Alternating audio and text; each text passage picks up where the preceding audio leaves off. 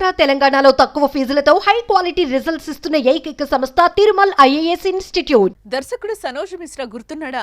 అతనెవరో అనుకుంటున్నారా? Maha Kumbh Mela sensation Mona Lisa గుర్తుందిగా. తనకు cinema అవకాశం ఇచ్చిన డైరెక్టరే ఈ సనోజ్ మిశ్రా.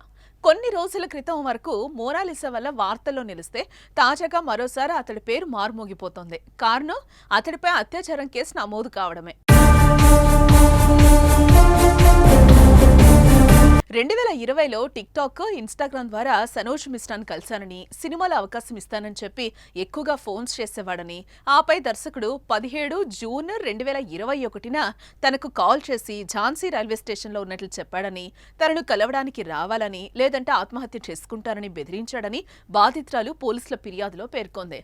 అయితే మరుసటి రోజు జూన్ 18, 2021న దర్శకుడు మళ్లీ ఫోన్ చేసి రైల్వే స్టేషన్కు రాకపోతే ఆత్మహత్య చేసుకుంటారని బెదిరించారని, చేసేది లేక రైల్వే స్టేషన్ కు వెళ్తే తనను రిసార్ట్కు తీసుకెళ్లాడని, ఆపై మత్తుమందిచ్చి తనపై దాడికి పాల్పడ్డాడని, ఆపై అసభ్యకరమైన ఫోటోస్, వీడియోస్ తీసి బెదిరించాడని బాధితురాలు ఫిర్యాదులో పేర్కొంది.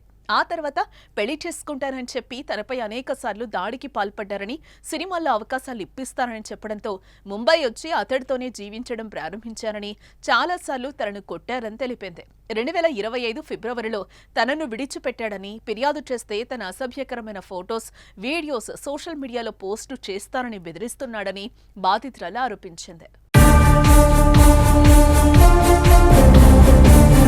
అయితే ప్రస్తుతం మోనాలిసాకు కూడా డైరెక్టర్ ట్రాప్లో చిక్కుకుందా అని కొందరు ఆందోళన వ్యక్తం చేస్తూ కామెంట్స్ పెడుతున్నారు.